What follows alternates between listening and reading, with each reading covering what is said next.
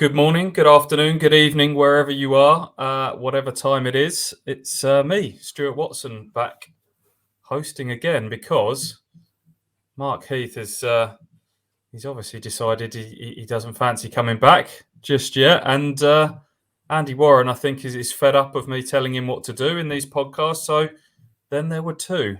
It's just me and little old Ross Halls to my right. How are you, my friend? I'm very well. I'm actually very excited for this podcast. We've never done this, just you and me. It's just the two of us. We can make it if we try. Of course, Bill Withers' song. And yeah, I think we can make this podcast a classic because anything can happen. No holds barred. Let's get into it. Bill Withers, who thankfully is still with us. Yes. Little partridge reference for you there. How are you, mate? You okay? Yeah, it's been a good weekend. Two of the Ipswich Town teams won, which was good. Yeah, it was a very successful weekend for us covering the club and also the club getting all 3 points. So all good. How are you? I'm good. We'll return to the ladies in a bit. Actually, I was remiss of me not to mention them last week. You've been down to Bristol when we sort of parted ways on Saturday night. You were telling me you were off early doors on Sunday to go and watch the women down at Bristol. So perhaps we'll finish on that in a little bit. But let's reflect on the men's team first of all, shall we? And a big win that was, wasn't it, on Saturday? 1-0 down against an awkward Accrington side, if we're talking diplomatically, a stubborn Accrington side. They're not an easy team to play. We've seen enough of them since Ipswich dropped down into League One, and that took a bit of spirit to come from behind and get those 3 points. It did. A big 3 points. And we did the ugly, didn't we? We did the ugly side of the game, which we don't normally see in a Town side. And that's what I liked. That's what I was impressed with. Because Accrington, as you said, they're no mugs. They're a physical side. They're big boys, as I always say. Got 6-footers in their side. And Town, despite going behind, they stood up to Accrington. Mixed a bit of quality with, Selena, Chaplin. And then, of course, had to do the necessary ugly side of the game, which is what I like to see, of course, Sam Morsey, the leader of that.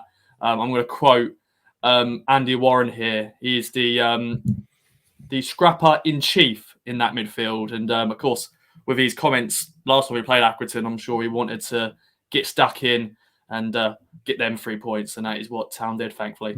You've brought up Sam Morsey, so let's go there while his name's been raised. As you say, the comments after the defeat up at the Wham Stadium earlier this season about them being a horrible, disgusting non-league side to play against, I think that was sparked by Harry Pell just booting the ball out of the ground in an act of blatant time wasting up there.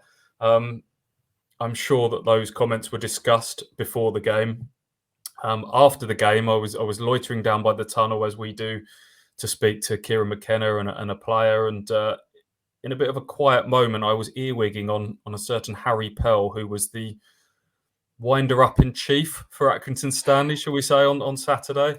And he was chatting, I think, to one of their coaching staff and was saying, Sam Morsey, he's going to be in trouble for that. It's a blatant punch. And there was a little off-the-ball incident. I think it was in the first half, wasn't it, after a throw-in. And they're claiming, and John Coleman and Ethan Hamilton, who was the man involved in this, that there was a little jab of the arm there. I don't know if there'll be any kind of action taken on that one. It's sometimes at League One level, the lack of camera angles and footage can go in your favour on those. But let's be honest here.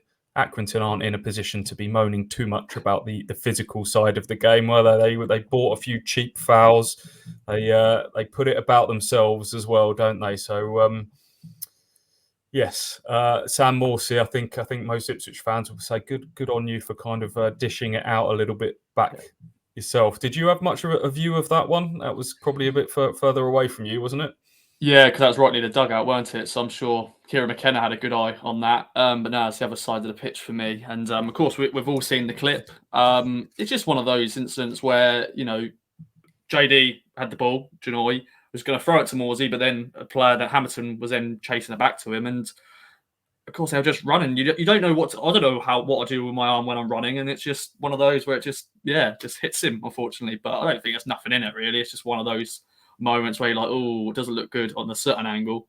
But they always look worse when you look at them back, don't they? My yeah. instant reaction is I was kind of level with that at the time, and it kind of, as you say, it sort of happens slightly off the ball. Your eye goes where the ball's going, and I thought it was more of like almost like a rugby style kind of palm off, just sort of trying to sort of get him out of his personal space, and maybe the arm was a little bit higher, but it sparked Accrington Stanley chairman Andy Holt to tweet after the game that Sam Morsey is a shithouse.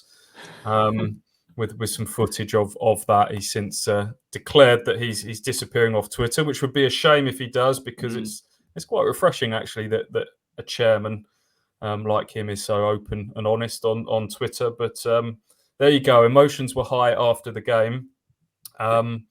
Referee spoken about a lot. I thought he struggled to actually keep a handle on this, keep a control on this game at times. There were some real inconsistencies in some of the bookings that went out that did and didn't get handed out for dissent. But there you go. Ipswich found a way I think Andy said in his post-match video, to rise above the mess. And I thought that was a good way of summing it up, because they stuck to their principles, Ipswich. I thought Kieran Mckenna's sort of calm demeanour really came into play here, because he said he got them in at half time and told them to kind of try and stick to their principles and play. And once they got a grip on this game and started to get Selina and Chaplin involved a little bit more, I thought they were value for this win.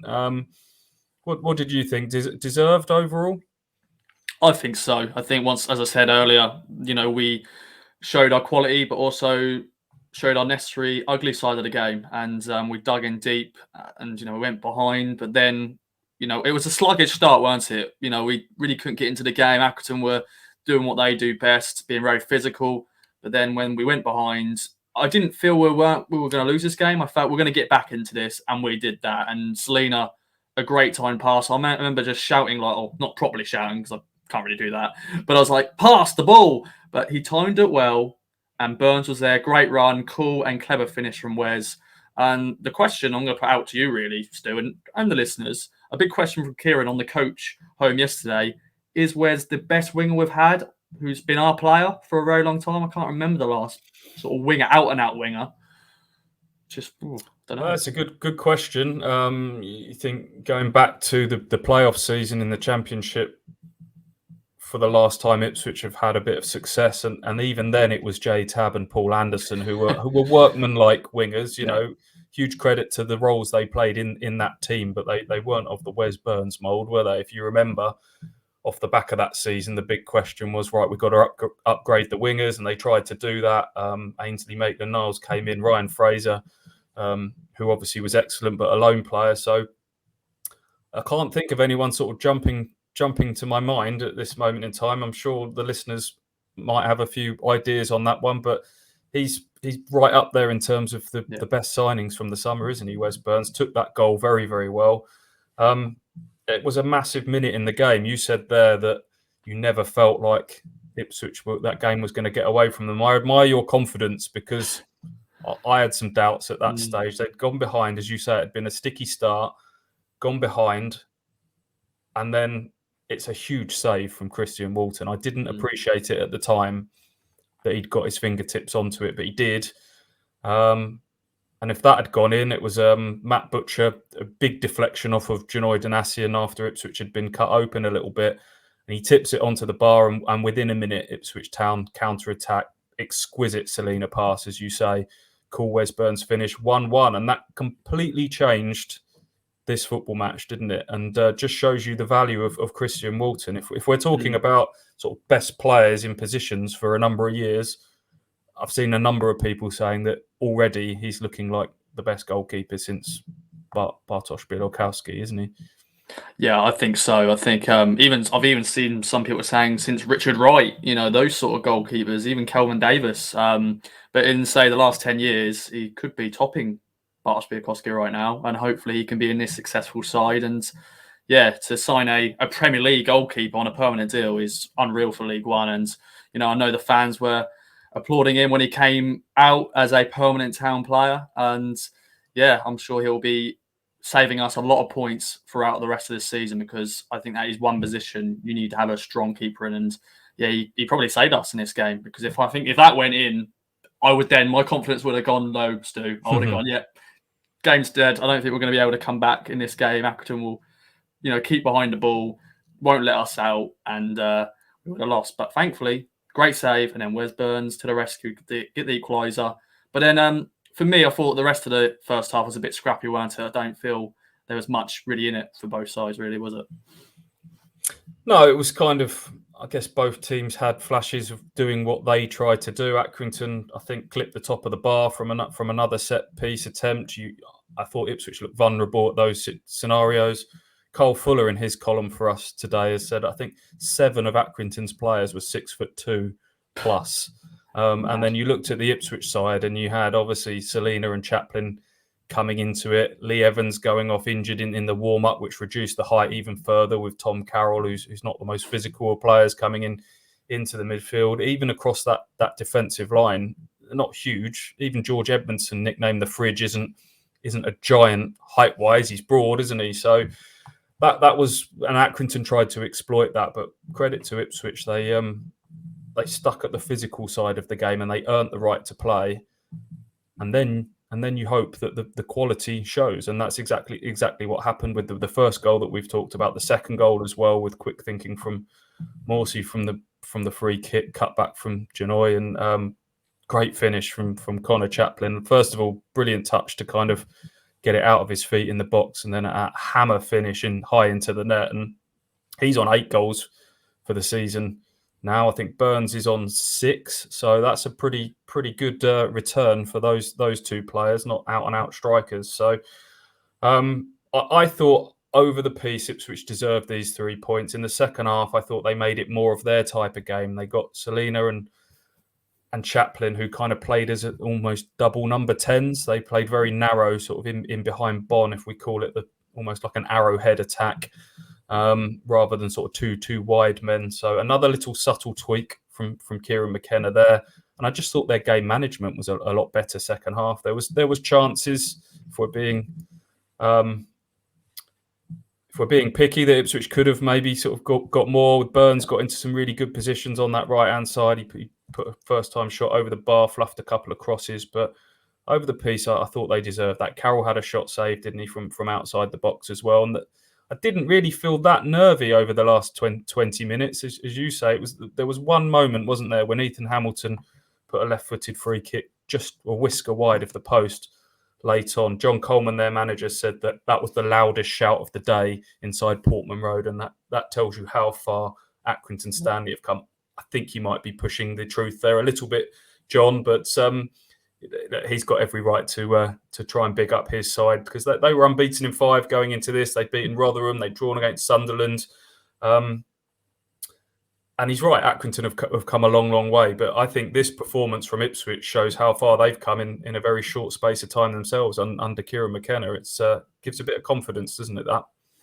It does. And I want to bring up Colin Chaplin again, because I thought that was a fantastic finish. A great quick little free kick as well, weren't it? Morsey to JD then to Chaplin. And Chaplin is becoming one of my favourite players to watch. He's just a classy player. And well, it's obvious because he was playing for Barnsley in the playoffs last season, and he shows so much energy in that midfield, which I just like to see. He's everywhere. He doesn't stop, and he's a very small player.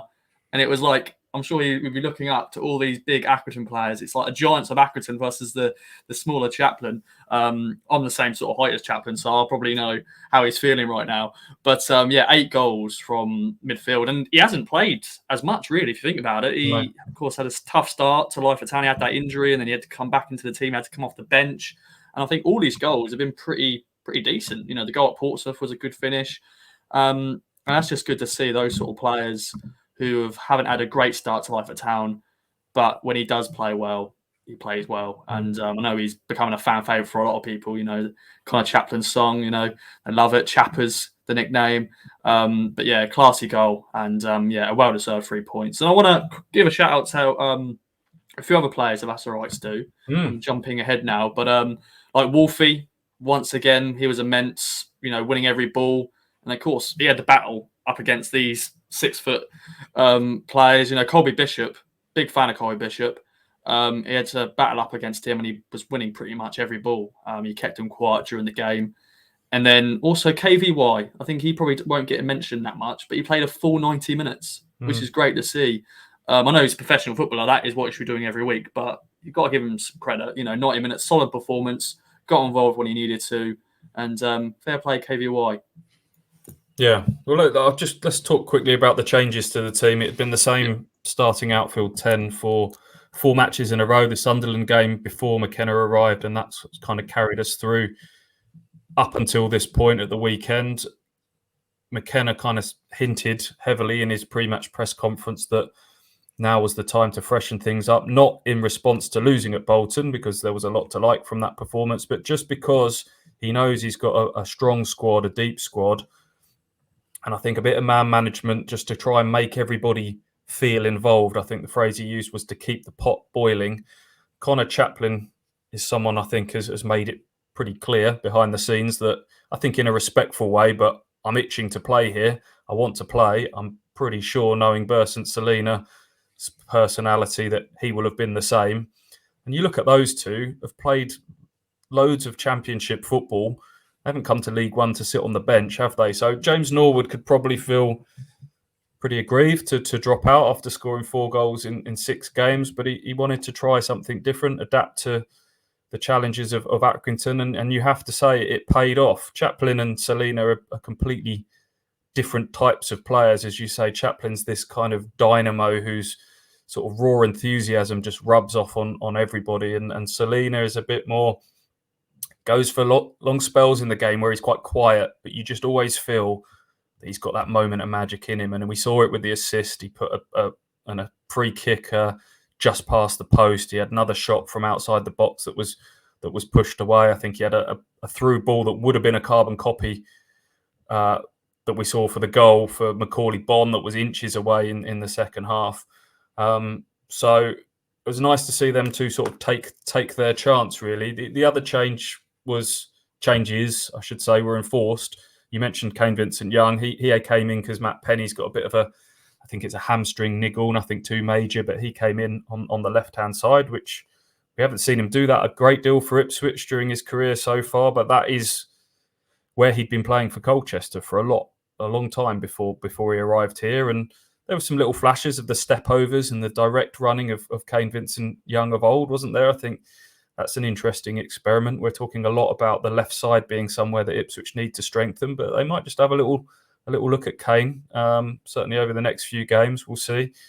And the other change was a last-minute one, of course, with Lee Evans injured in the warm-up. I think just a little tweak of the groin. Again, nothing too major, but that meant that Tom Carroll came in at the last minute. Again, someone who's not played a great deal of football this season because of various injury setbacks and whatnot. And this is a hard old game for you to suddenly be parachuted into in those circumstances. And he struggled in the early exchanges, didn't he? You're up against Harry Pell, the very definition of Accrington's awkwardness. And he looked a little bit lightweight. Some of his passing was off, but I thought he got better and better as the game wore on. And in the second half, you got to see a little bit of that Premier League pedigree of his. Obviously played for Tottenham and Swansea and in the top flight, and he can make the team tick, can't he? And I thought he grew into the game before eventually being replaced by a surprise debutant in Tyreece Simpson, who was due to be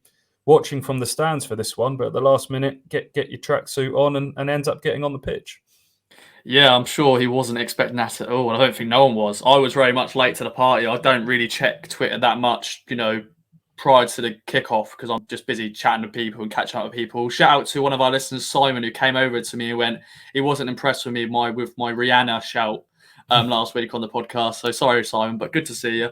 But yeah, so I looked up and at first I went, why is Tom Carroll playing? He's starting. I was like, that's where Evans was. I saw Evans doing the warm up. He was fine. And then I double checked and went, oh, okay.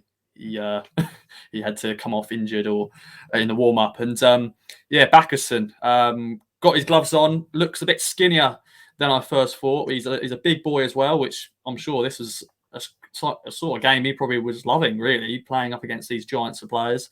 He did okay, didn't he? He didn't really need to do much at that time. I think he got the ball a few times. He was very frustrated at times as well, I felt, shouting at the ref about different decisions. But yeah, a very quick turnaround for him to get the kit. I don't know if they had his kit prepared or not. I don't know if they had to quickly print it.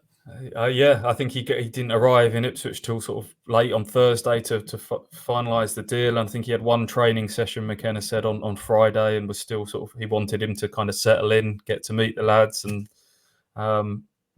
but yeah, last minute he made it clear that, yeah, if you need me, I want to be on the bench, and ended up needed to come on for those final 20 minutes because Ipswich didn't really have a lot of other midfield options on the bench. Obviously, they're trying to get Harper and El Mazzuni out on loan, which we'll come on to in a minute.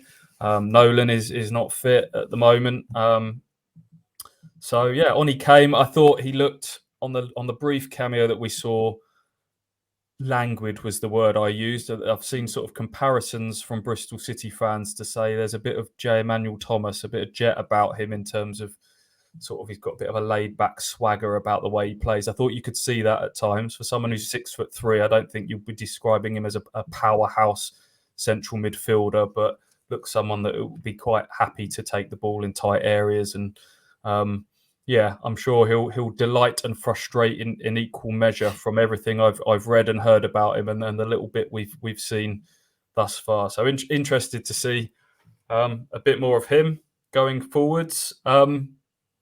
I'll just kind of draw a line under Accrington really by giving a little insight into Kieran Mckenna, the man, after the match.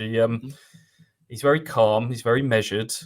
You can see that in his video interviews and the written quotes that come out. But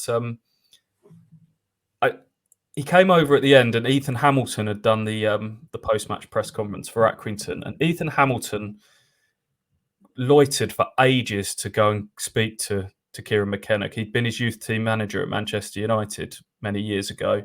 And the way he sort of went over to kind of see Kieran was almost like, a long lost friend. You could just see that there was so much respect for Kieran Mckenna. And immediately Kieran was, I told the lads, got to keep an eye on your left foot. We worked on that for years, didn't we? Your left foot, I told you, keep working on it. And, and how's the family? How's your dad? And, all of that sort of stuff. And you can just feel that the players have got such a bond with him. And already you're feeling that from an Ipswich point of view. Colin Chaplin was the player that spoke to the media after the game. And he just said, I love him. I love the training. It's you can see the ideas coming out onto the pitch. So there is genuine warmth, I think, from the players towards him.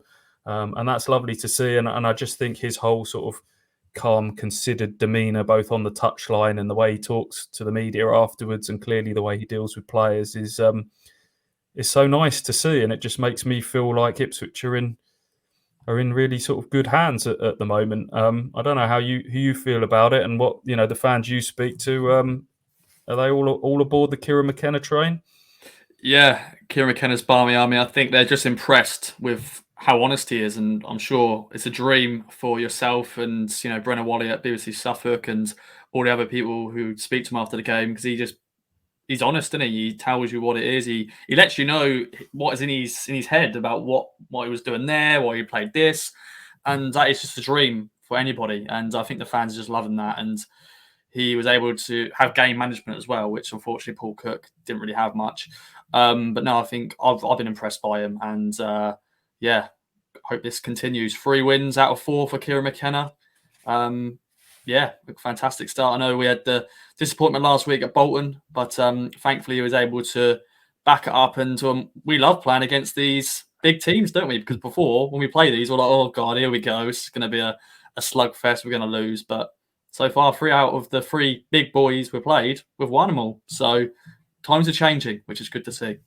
Yeah, well, there's another similar type of battle potentially on tomorrow night at AFC Wimbledon coming up. We'll talk about that in a minute. We talked about the midfield selection and why that was at the weekend, and that is because after we recorded our last podcast last week, Kieran Mckenna revealed in his press conference that he's looking to get Raheem Harper and Idris El Mazouni both out on loan before the window shuts in a few days' time. No great surprise with Idris, who's obviously had a couple of loan spells before in League Two, opposite ends of League Two, with promotion chasing Cambridge, and then with relegation fighting Grimsby. He's found his, this was the year I felt he's really started to make himself a proper first team player. He's had a couple of League One starts, hasn't he, against Sheffield Wednesday at home and Cambridge away, I think, as well, and plenty of cup games. Scored that brilliant volley at Oldham in the FA Cup, but it's clear that he needs to maybe go and get some games. Harper's a bit more of a surprise, isn't it? A man that Ipswich paid £500,000 for just a few months ago, someone who's been in England youth setup, someone who's had a little taste of Premier League football, decent amount of Championship football, and yet here he is 6 months in at Ipswich Town in League One and on the loan list. What do you make of that? Surprised, but also not surprised, if that makes any sense. I think more surprised that I thought he would be in this team. I thought he'd be in this team week in, week out. Definitely when he first signed, I was excited about it because it's one of those signings you never expect, signing from a West Brom side. He's got that quality there, but it just hasn't worked out for him as of yet. Where will he go, though? That's the question. Do you want to loan him to a League One club? You can't loan him to a League One rival, maybe someone lower down the league than us, maybe a team or like maybe AFC Wimbledon, who are down there fighting for relegation. But then does he want to go to a relegation battle? Would he go to a League Two side? Maybe a League Two side fighting for promotion. Maybe that'd be good for him. Maybe try and look in the League Two. So you got Northampton are there, Swindon are there. We'll mention that in a minute, of course. So yeah, it'll be interesting where he goes. I think Idris will be the same. I'm sure he'll want to be playing League One football. He's had 2 loan spells in League Two already. Unfortunately, both of them he of course ended with injuries. So maybe, hopefully, now a League One club will look at him and go, yeah, we can use him. But it'll just be interesting to see where they go. And they need to get minutes as well. I don't want them to get loaned out and they don't play much. It's just pointless. Definitely Raheem Harper. He won't be wanting to go on loan and sitting on someone's bench. Hopefully, he'll be going somewhere that he plays. No, McKenna has sort of said that the level isn't as important to him, more stylistically in terms of it being in the right fit, in terms of the way the team plays football, the manager that he'll be working under. So that would suggest that he'd be open-minded to the level of football, but how open-minded will Raheem Harper be to it? You've got it in your head that your career's on a certain pathway. How much would he embrace a move down to League Two? However well it's sold to you, I don't know. Scotland might be an alternative.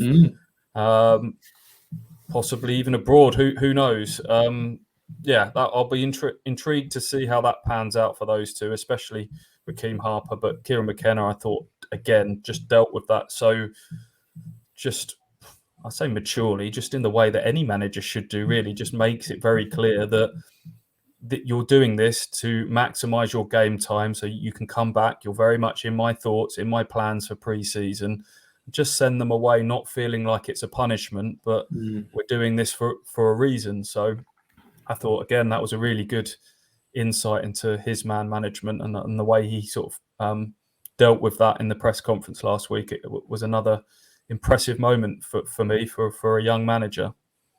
Yeah, I think when you normally get loaned out, definitely a player who you think should be in the starting 11. Sometimes when they get on the loan list, you think, yeah, they're been the bad books of the manager, probably under Paul Lambert. There's a few players you can think who were just blown out because, he was just in his bad books. So, once again, as you said, an impressive thing from Kieran Mckenna saying, go and get minutes, impress, and then it'll be a fresh start in pre-season. At the moment, you're just not in my plans, not in a horrible way. We just it's loads of options in midfield, and he'd rather him send them out instead of them playing on 23s football or just sitting on the bench or being part of the match day squad It's good things once again from Kieran Mckenna. Fair play. There was a time when players going out on loan normally was you felt like it was the first step towards the permanent exit door, didn't it?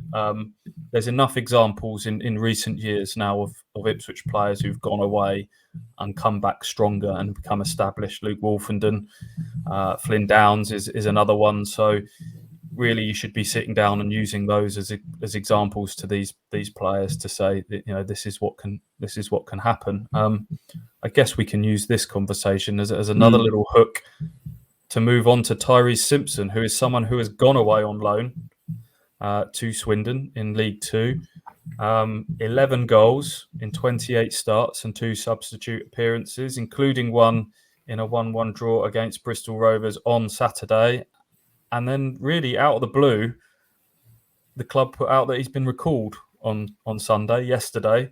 Bit of a mystery, I think, to all of us at this stage, including us, as to why Ipswich have taken that step. I don't get the sense that there's an injury to a striker and they've brought him back in because they desperately need him to fill any gaps in the first team squad. Even if Caden Jackson, for example, you would think is the most likely of the senior strikers to move on this month. I still don't really see the value in bringing Tyreece back for 6 months. He's going so well there, must be getting so much confidence at Swindon. I was convinced that they would let him sort of continue riding that wave until the end of the season and look at it then. So what's your reading of this one? Oh, it's disappointing, really, because that's just now going to end his flow of that confidence. He's been part of this very successful Swindon side. They had a horrible summer, didn't they? John McGreal was in charge and he left because of, ownership issues and all that sort of stuff. And they had to build a whole new squad. And Tyreece went there, his first proper loan spell out, and he went on to score that amount of goals.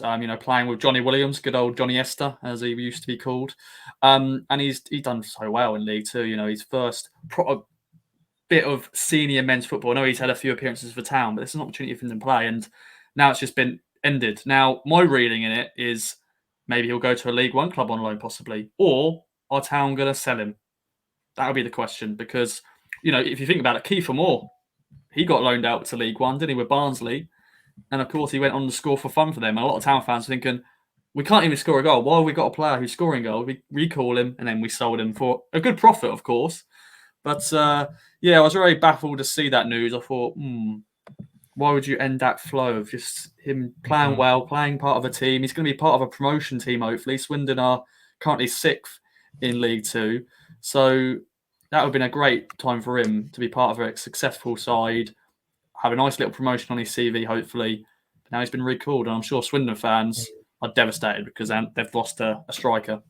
Yeah, I'll just read out his statement that he put out on social media yesterday. Sadly, my time at this great club has come to an end. This has been one of the hardest goodbyes. I've met some amazing people who have brought the best out of me on the field. This is not how it planned out to be, but this is football, I guess. Goes on to thank the fans and teammates, etc.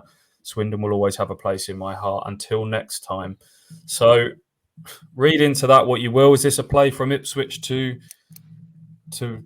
try and get a transfer fee out of Swindon now? He's out of contract in the summer. Ipswich do have an option to extend that further.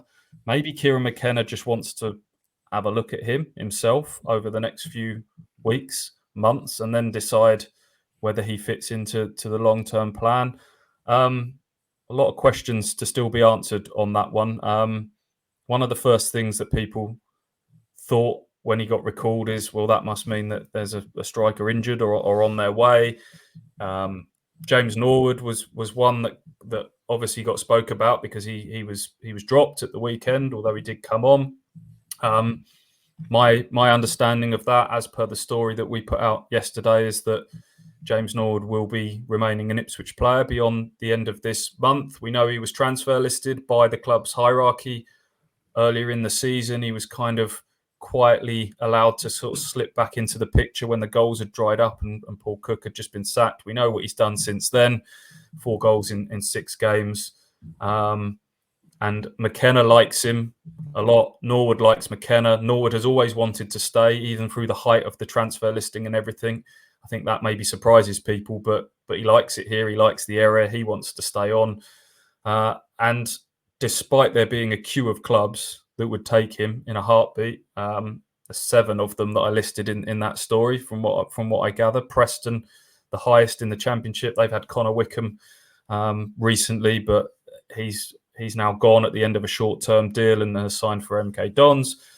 So they're a little bit striker short at the moment. And then, as you would imagine, lots of clubs in League One with his goal record at this level that would take him in a heartbeat, including Wigan, who I'm sure Paul Cook has told Liam Richardson all about James Norwood's qualities. I think there's a misconception that Paul Cook wasn't having James Norwood. I think James, as I've said before, tweeted at the time that Paul Cook's hands were tied on certain things. Plymouth, Portsmouth, he feels very much like a Danny Cowley type of striker. But are Ipswich going to ever let him go to a club that could potentially finish above you and pip you to promotion? You could end up with serious egg on your face there, couldn't you? So it's all roads have led to the fact that James will stay till the summer at least. And then they'll cross that bridge when they get to it. They'll have to have a little look at his contract, whether you take the option, whether you look at doing something, extending it further. I don't know. But it looks to me like he will very much be staying an Ipswich Town player beyond the end of this window. And I think that's generally been positively received by supporters. Yeah, I think so. I think they were baffled. We weren't really scoring many goals. Well, I know Macaulay Bonne was leading the way scoring, but I think we just needed that sort of player, didn't we? Someone nasty in a good way. And he did that straight away when he came off the bench for Accrington. He straight away got in the faces of the defenders, faces of the goalkeepers. And in League One, you need players like that. And when he does play, he scores goals. His ratio is fantastic. And I was pleased to see that story that he's here to stay. And I hope Town will try to keep him, because I think he does offer us a lot. And good news all around. I think fans are pleased about it. There's going to be some fans who may not like him as a character, maybe, but if you want someone to score goals, he's the man at the moment. There's a lot gets said and written about James Norwood's character, and I think everyone sort of judges him on his lively social media demeanour. But everyone that I speak to in and around the club tells me that he came back in unbelievable condition last summer, was leading the way in all of the pre-season fitness tests and all of that. He does look after himself well. If you follow him on Instagram, you'll see that he's often posting things where he's going off and doing extra physiotherapy and stretching and various different things. So I don't think you can ever sort of question that side of the professionalism. And it feels to me like the penny may have dropped a little bit with him over the saga of the last few weeks and months. Someone who's probably really just missed his football. He just loves playing football, and to have that taken away from him has maybe led him to reassess a few things. I think Kieran Mckenna might be the manager that can bring out a new level of maturity from him. From what I gather, Kieran very quickly has got his arm around him and said, "You are part of my leadership group here. You're alongside Sam Morsey and others. You need to take on some leadership responsibilities here." And I think sometimes, ultimately, I don't know James, but he just strikes me as someone who just wants to be shown a bit of love. And Kieran Mckenna's done that from day one. That could bring out the best in him. And it wouldn't shock me if he came into the team on Tuesday. Maybe we use this as a chance to move on to the game tomorrow night. Kieran Mckenna had spoken about utilising his squad for these 2 games in a short space of time. Macaulay Bonne looked frustrated when he came off at the weekend. And I just wonder if there was almost an agreement before the game that, Macaulay, you play today, and James, your game is Tuesday night. I might be wrong on that one, but it's just an instinct.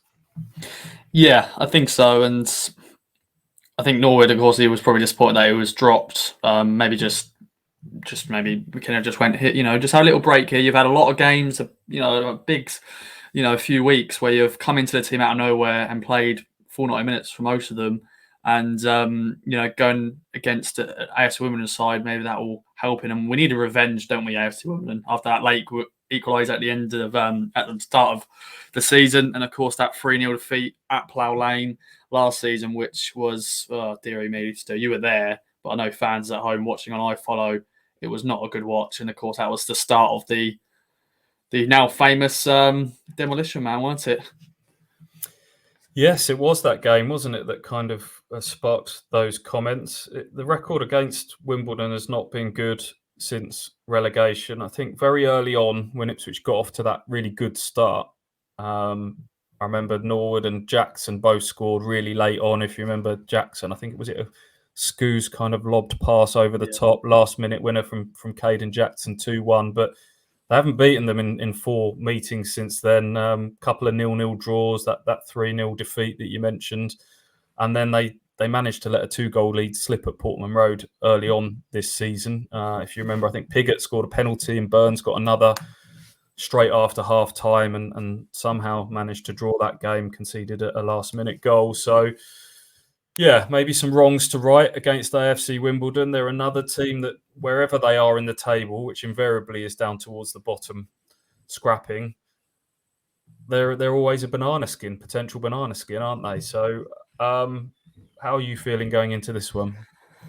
Once again, looking at their record, they're winless in 6 games. And we did that against Bolton, didn't we? They were winless as well in how many games it was. Of course, the return to the capital, the first time since the Charlton debacle.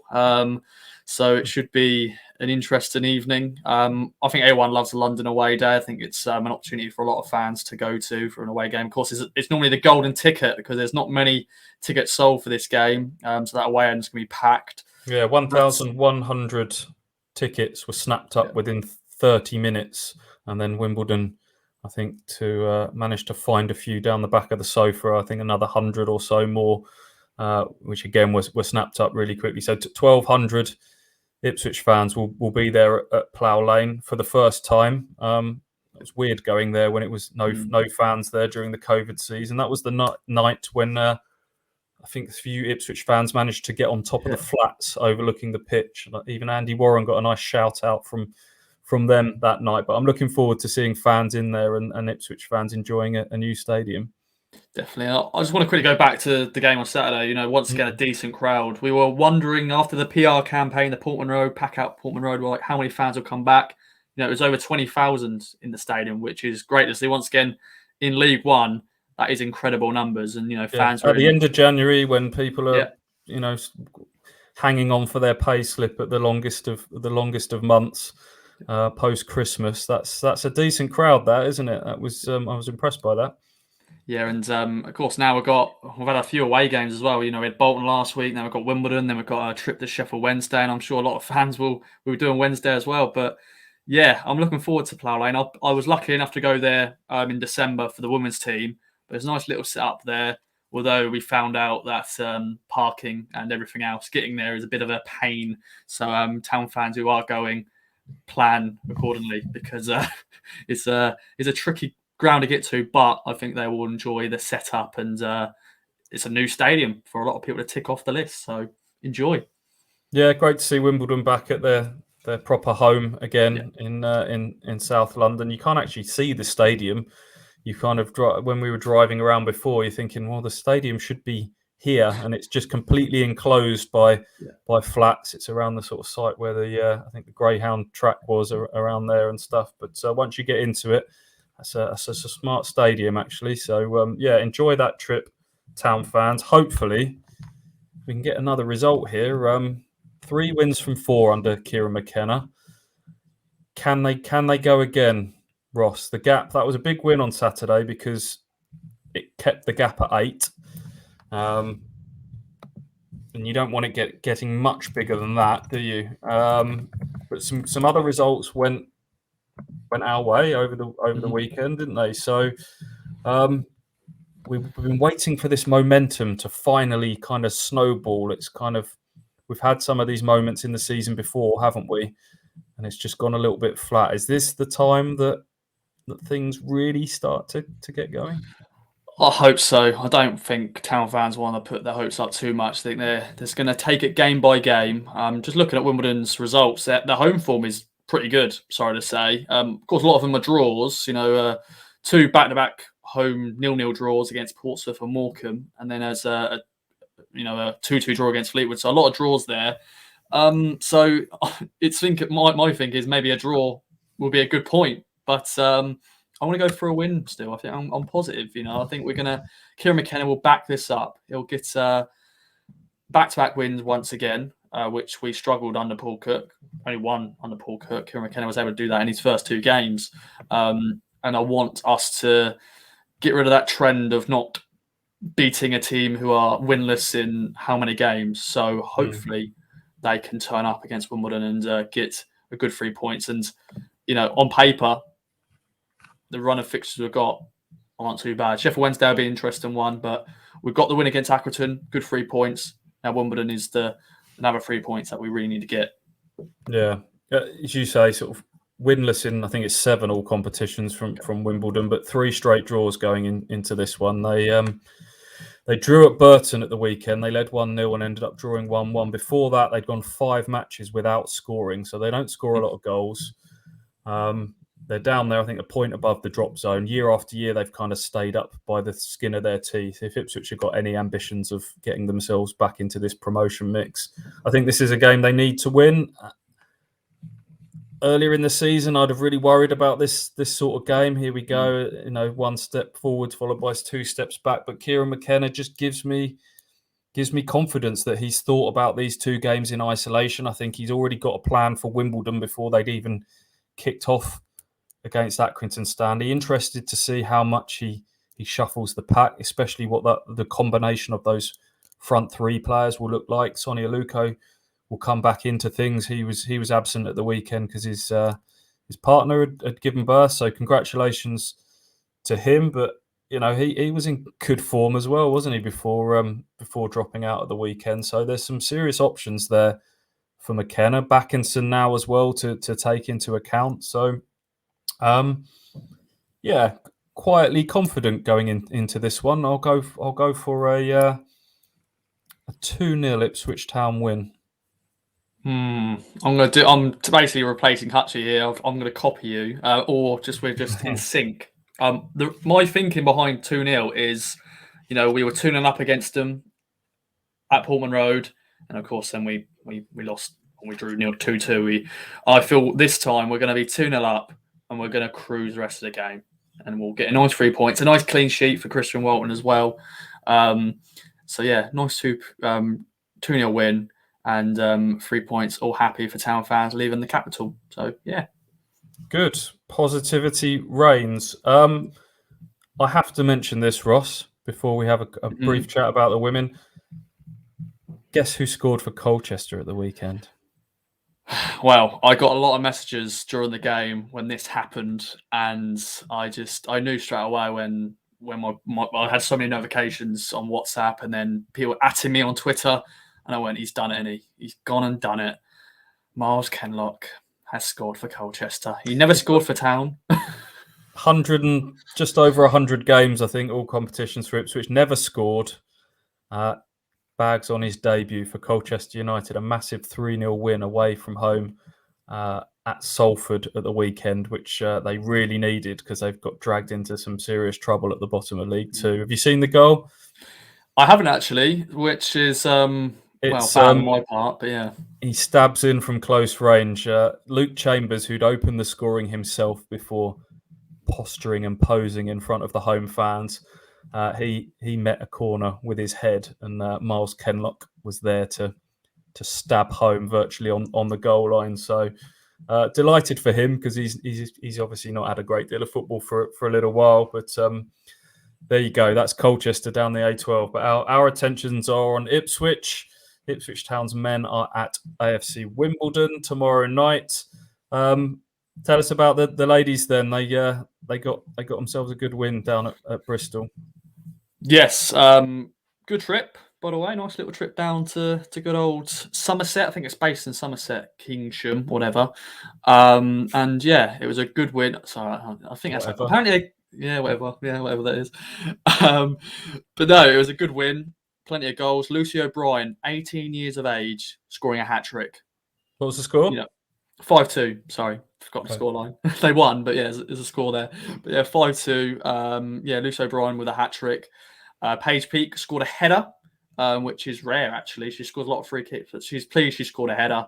And Anna Gray returning and scoring, which was good to see. But a good performance. Big shout out to the ITFC Southwest supporters group. They were there. A few of them came over and said, introducing themselves, saying they're big fans of the show. So big shout out to them, Paul and co. Steve Mellon, formerly of this parish, he was there as well. So good to see Steve. Even Bainsey, part of the KOA posse, he was there. But a good 3 points, top of the league still. And did Southampton win? That's the big question. I don't think they played. Okay. They've got a lot of games in hand, which is not really good. I think you just want them to play games. They've got 4 games in hand. I think they played in their cup, their county cup. Yeah, they beat Bournemouth 3-0 in their county cup. So it's a bit frustrating sometimes. When you play a league fixture, you want the team who you're battling with to be playing as well. But in the last few weeks, they've had games postponed or they're playing their cup games. So we're still top of the league, and Oxford are up there as well. They're battling up there. Of course, they beat us last month, so they're 6 points. It's not just a straight shootout with Southampton. Oxford could be in the mix. I think so. I think Oxford could be. So, and that's good to see. I think it's nice to have a few teams battling out. But it was a good win against a Keynsham side. A nice setup, by the way. If you ever fancy going to Keynsham Town for a non-league game, nice little setup. 3G pitch. I think the girls, they enjoy playing on those sort of pitches because they train on that at Playford Road. So it's better than Felixstowe, because Felixstowe's pitch can be a bit of a mud bath sometimes. But no, it was worth the trip down. As you said, I left you at in Ipswich after the game and said, "Gonna go home and get ready to travel down to Somerset," and it was worth it because they got the win. Some goals was had as well. Good. Right. I'm not going to forget this week. I'm going to give out sponsors a shout out, a very sincere shout out, because Mark Heath got me a good one at the weekend. Me too, to be fair. He texted us all to say that our sponsors, our loyal and respected sponsors, Manscaped, had ended the deal because of the little bit of fun that we had last week, and he hooked me. He got me. So I'm going to say shout out to manscaped.com. Our sponsors. Use KOA at the checkout for discount. So there we go. That's that done, which leaves me to say, I promise this is the last time for me in the host chair. The far more personable Mark Heath will be back to guide the good ship KOA later this week. But for now, Ross, any other business? I've actually got 2, if that's all right with you. I'm going to carry on this great, but I think it's been a good effort from both me and you. I think listeners, hopefully they've enjoyed. Hopefully they haven't turned off too early. But my first bit of business is Hutchie. He wore the trainers. Yeah.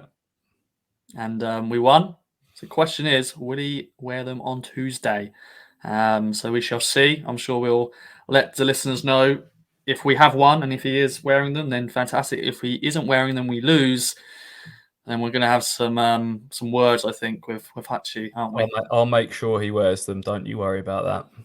That's good. And the second thing is, good old Liam, aka Liam from Crewe, is back in Suffolk now. He's been up in Scotland for the last few weeks, seeing his family, and he came back and gave me some gifts. The first gift was a nice little bit of Scottish fudge, which is, gotta love that.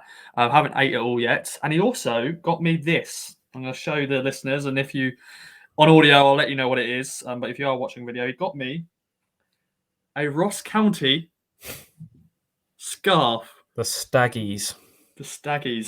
Obvious reasons, because my name's Ross and they're a Scottish side, and Liam is an Inverness fan because he was, basically brought up in Inverness. He had a season ticket, and Inverness and Ross County are fierce rivals. So I've sort of upped my Ross County game in terms of when they play, or if Ross County are doing better than Inverness, I just go, who won again this weekend? So thanks, Liam, for the presents, and the fudge will be consumed all this week probably. Thank you, Liam from Crew. Thank you to those of you listening. We'll see you later in the week, hopefully, to talk about another Ipswich Town win. Can you imagine 4 wins from 5? They can't, can they? We'll see. See you next time.